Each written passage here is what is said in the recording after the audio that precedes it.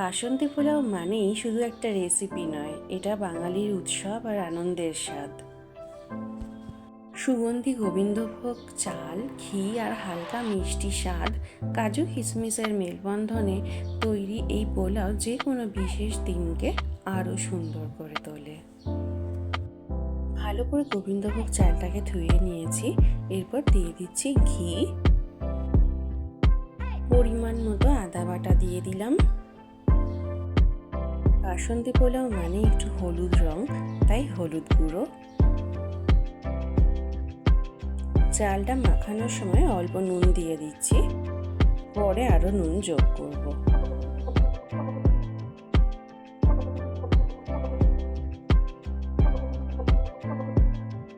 চালের সাথে সমস্ত মশলা মাখানো হয়ে গেছে।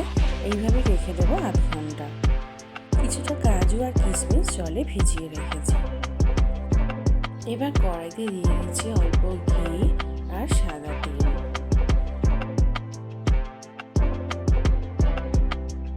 ফোড়নে দিয়ে দেবো দারচিনি আর এলাচ। এবার দিয়ে দিচ্ছি জলে ভিজিয়ে রাখা কাজু আর কিশমিশ। ভালো করে ভেজে নিচ্ছি।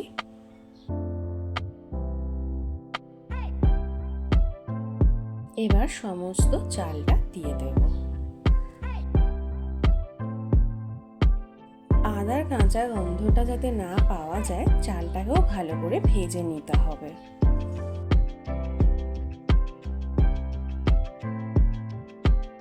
চালটা একদম সুন্দর করে ভাজা হয়ে গেছে। আমি জল নিয়ে নিয়েছিলাম 1:2 রেশিওতে। 1 কাপ চালের জন্য 2 কাপ জল। প্রয়োজন মতো নুন ও চিনি দিয়ে আমি জলটা গরম করে রেখেছিলাম। আমি প্রথমে হাই ফ্লেমেই ভালো করে জলটা ফুটিয়ে নিই, চালও ফুটে আসে, তারপরে আমি লো ফ্লেম করে দিই।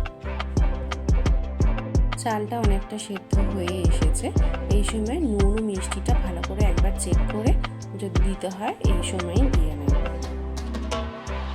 মনে হলো চিনিটা একটু কম হয়েছে, তাই কিছুটা চিনি আর গরম মশলা গুঁড়ো দিয়ে দিলাম। আমার কাছে মিঠা আতর ছিল না, তাই আমি গোলাপ জলই দিয়ে দিয়েছি। এবার আলতো হাতে আস্তে আস্তে করে সমস্ত উপকরণ মিশিয়ে নেব। এরপর লো ফ্লেমে কিছুক্ষণ কুক করে নিলেই তৈরি হয়ে যাবে আজকের ঝরঝরে বাসন্তী পোলাও। তৈরি হয়ে গেছে আজকের রেসিপি বাসন্তী পোলাও। একটু ঠান্ডা হলেই এটা একদম পারফেক্টলি ঝরঝরে হয়ে যাবে। এই ঠিক বললাম তো? তৈরি হয়ে গেল একদম ঝরঝরে পোলাও। এরপর একদম গরম গরম চিকেন কষার সাথে স্যালাড দিয়ে পরিবেশন করে দিন। রেসিপিটা ভালো লাগলে একটা লাইক, সাবস্ক্রাইব, কমেন্ট করতে ভুলবেন না।